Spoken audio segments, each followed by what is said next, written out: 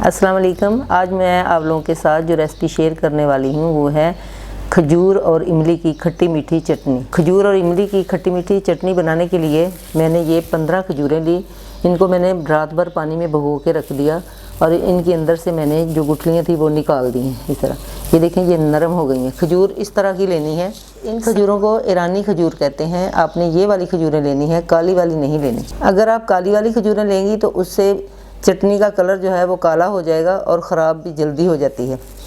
तो ये मैंने इमली ली है, ये तकरीबन आध पाव के करीब थी। इसको भी मैंने रात भर भिगो के रखा है। इसका हमें सिर्फ पल्प चाहिए। अब हम खजूर को ग्राइंड करेंगे।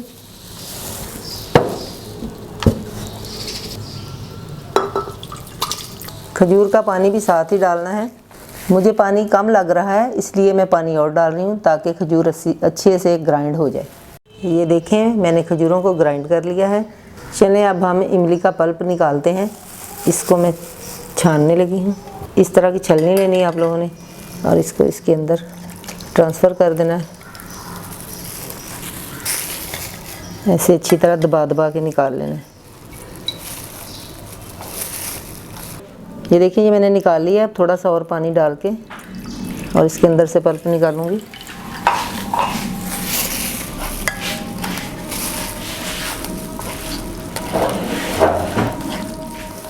ये देखिए, हाथ से मैंने दबा दबा के ऐसे अच्छी तरह इसका पल्प निकाल लिया। और ये जो है इमली, इसको भी ज़ाया नहीं करते। इसके अंदर भी आप चीनी डाल के इसका भी इमली का चटनी बना सकती हैं। इसी तरह गुठलियों समेत नमक, चीनी और सुरख मिर्च डाल के आप इसकी भी चटनी बना सकती हैं। ये ज़ाया नहीं होंगी। ये मैंने एक फ्राई पैन लिया है। इसके अंदर अब हम ये खजूर का पल्प डाल देंगे।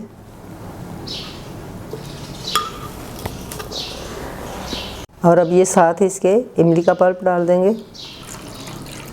तो चलिए अब चूल्हे की तरफ चलते हैं ताकि इसको पकाना शुरू करें। ये देखिए, चटनी को मैंने चूल्हे के ऊपर चढ़ा दिया और ये पक रही है। जैसे ये पकना शुरू होती है तो ये मैं इसके अंदर चीनी ऐड कर दूंगी। ये इमली और खजूर की चटनी कई तरीक़ों से बनती है। हर किसी का अपना तरीका है, लेकिन मैं इसे ऐसे ही बनाती हूँ। ये बहुत इजी है, इसमें कोई मुश्किल नहीं है बनाना। ये देखें, चटनी हमारी पक रही है और ये थोड़ी थिक हो रही है। अब मैं इसके अंदर थोड़ा सा इलायची पाउडर डालूँगी। अब हम चटनी में ऐड करेंगे सौंफ, सफ़ेद नमक, कुटी हुई मिर्चें, काला नमक और ज़ीरा, भुना हुआ कुटा हुआ ज़ीरा। जो ज़ीरा होता है इसका बहुत ही अच्छा टेस्ट आता है। ये सब ऐड करने के बाद अब हम चटनी को अच्छी तरह दोबारा पकाना शुरू करते हैं। ये बहुत ही लाजवाब चटनी बनती है।